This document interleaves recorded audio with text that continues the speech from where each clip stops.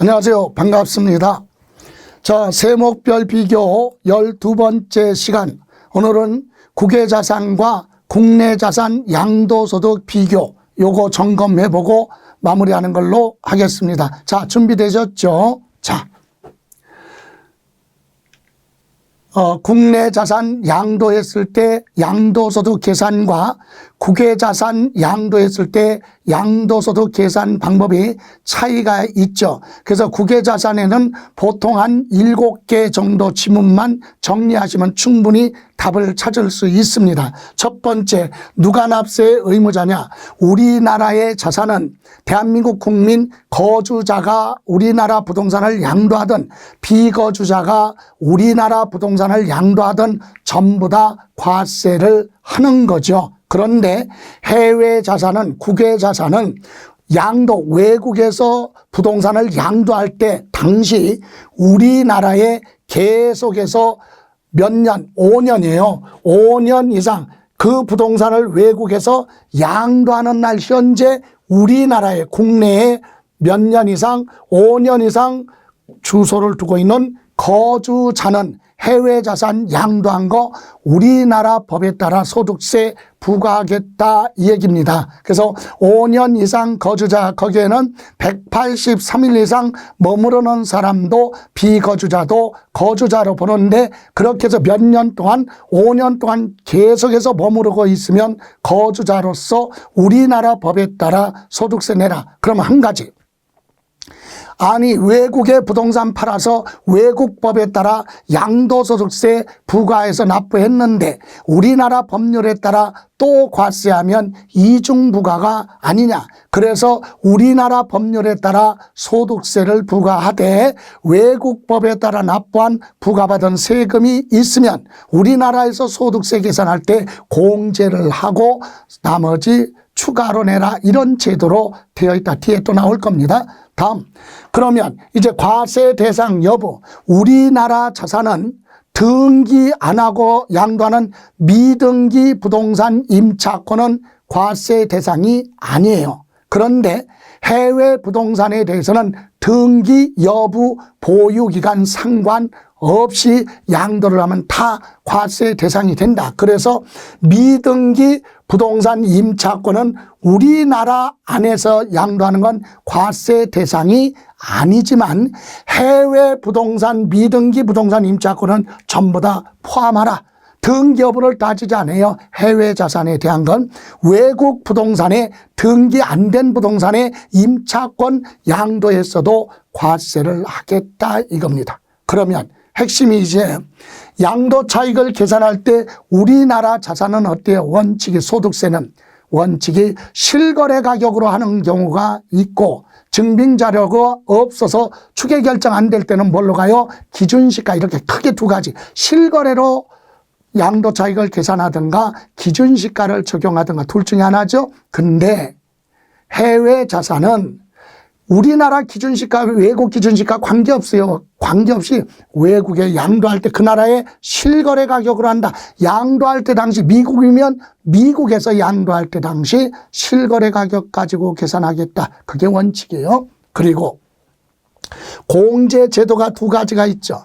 장기 보유, 특별 공제는 우리나라 자산을 투기하지 않고 3년 이상 부동산을 가지고 있다 양도하면 물가 상승률만큼 세금 부담을 줄여주기 위해서 장기 보유 특별공제를 3년 이상 보유하고 양도하는 부동산 토지 건물 조합원 입주권에 대해서는 장기 보유 특별공제를 해주는데, 해외 자산에 대해서는 여러분 한마디로 얘기하면 대한민국 국민은 미국이나 일본에 가서 부동산 투기하면 돼요? 안 돼요? 돼. 그죠? 우리나라에서만 투기하지 않으면 돼. 그래서 외국에서 투기를 했던 안 했던 해외 자산 양도한 것은 물가 상승률에 공제해주는 장기 보유 특별공제 적용하지 않는다는 사실에 장기 보유 특별공제는 해외 자산에는 적용하지 않는다. 이게 특징입니다. 시험에서 많이 물어보죠. 그리고 양도소득 뭐는 기본공제는 국내 자산은 연 250만 원 공제해 주는데 미등기 자산은 안 해주잖아요. 근데 해외 자산은 등기 여부 따지지 않아요. 그래서 미등기도 공제해 줍니다. 그러니까 해외 자산은 그 나라 법에 따라 등기했느냐 안 했느냐 관계없어요. 해외 자산 양도는 전부 다 기본 공제해 주는데 우리나라 안에 있는 부동산 양도할 때는 미등기 전매는 안 해준다. 이게 투기니까. 예. 다음 세율.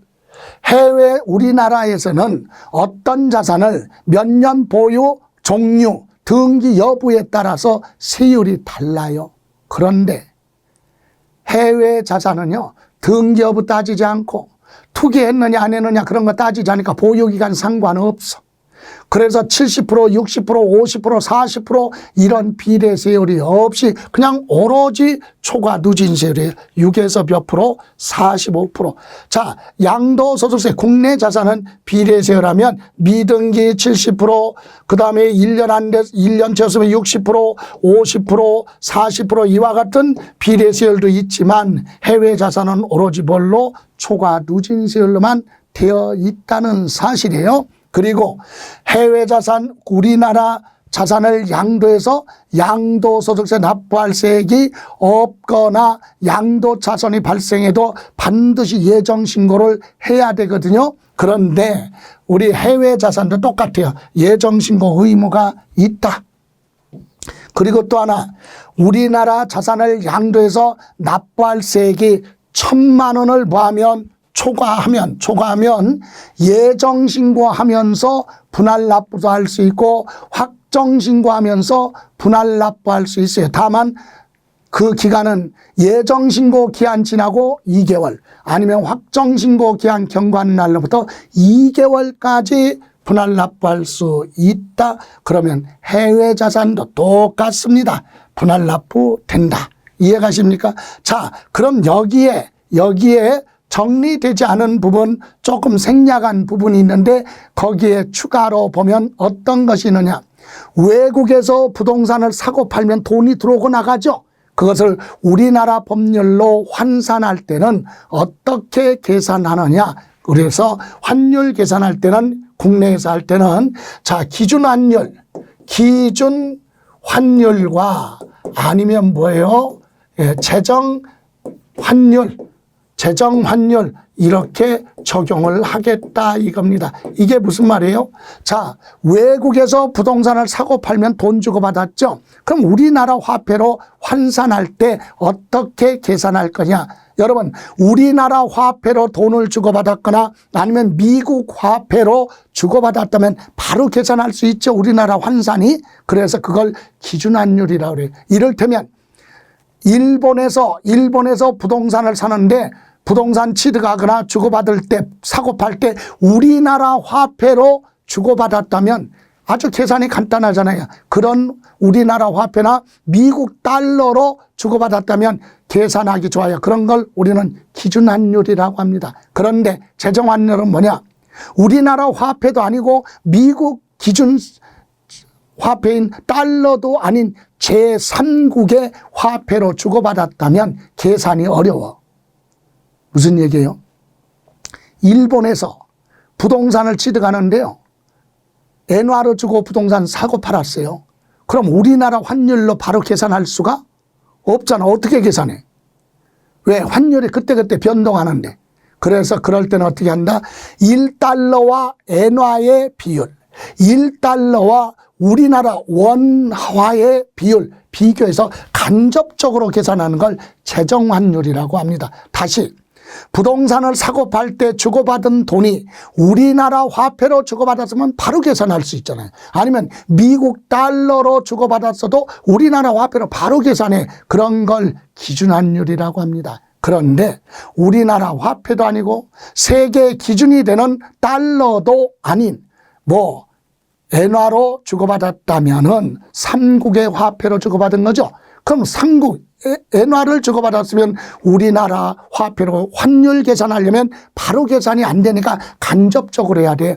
1달러와 엔화의 비율, 1달러와 우리나라 화폐의 비율, 그거 가지고 간접적으로 계산하는 걸 뭐라고 한다? 재정환율. 그래서 환산할 때는 기준환율 또는 재정환율로 환산한다 이거고요. 또 하나, 외국에서 부동산을 살 때, 취득할 때 외국에서 돈을 빌려서 샀어요. 대출 받아서 부동산을 샀어요. 그래서 가지고 있다가 요번에 팔아서 이익이 생겼다. 근데 그 이익에는 환율 변동으로 발생한 이익이 있을 거 아니에요. 그걸 환차익이라고 해요. 환차익. 그런 환차익은 냉정하게 보면 부동산 팔아서 생긴 이익이 아니에요. 그래서 환차익이 있다면 양도소득에서 그건 빼라. 제외. 환차익은 양도소득이 아니다. 그래서 환율 변동으로 발생한 이익은, 손실은, 그건 이익은 부동산 양도소득이 아니기 때문에 제외한다. 그런 단어가 나오고, 마지막으로 외국 법에 따라 세금 낸 것은 우리나라 법에 따라 계산할 때 어떻게 한다고 해서 공제 혜택을 주는데 어떻게 공제하느냐. 두 가지예요.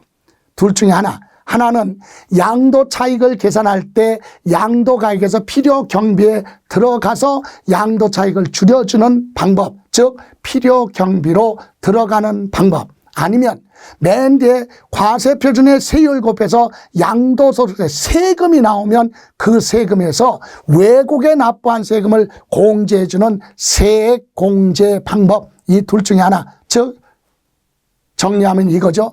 외국에서 납부했거나 납부할 세금이 발생했다면 우리나라에서 계산한 세금 계산할 때 필요 경비로 들어가서 양도 차익을 줄여주는 방법. 아니면 양도소득세가 맨 마지막에 나오면 그 세금에서 외국 납부세액이다 그래서 세액 공제해 주는 방법. 둘 중에 하나를 선택하도록 되어 있다 이 얘기입니다. 그래서요, 해외 자산 양도는 다시 한번 정리하면 7가지 정도 정리하면 돼요. 첫 번째 5년 이상 우리나라에 5년 이상 머무르고 있는 자가 해외 자산 양도할 때 당시 우리나라에 계속해서 5년 이상 주소를 두고 있는 거주자는 납세 의무자다 이겁니다. 그리고 두 번째, 해외 자산 양도할 때는 등기 여부 따지지 않기 때문에 미등기 임차권 양도하는 것도 해외 부동산에 대해서는 다 과세한다.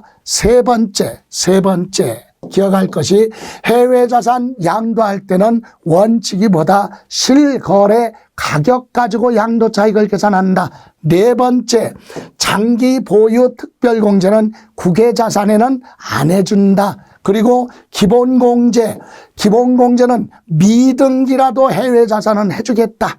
다음 6번째, 해외 자산은 초과 누진세율을 적용한다. 비례세율이 없다. 7번째, 환율 변동으로 발생한 뭐는 환차익은 양도소득에서 뭐한다? 제외한다. 8번째, 외국에서 납부한 세금은 필요 경비로 들어가든가 아니면 세액공제 둘 중에 하나 선택할 수 있다.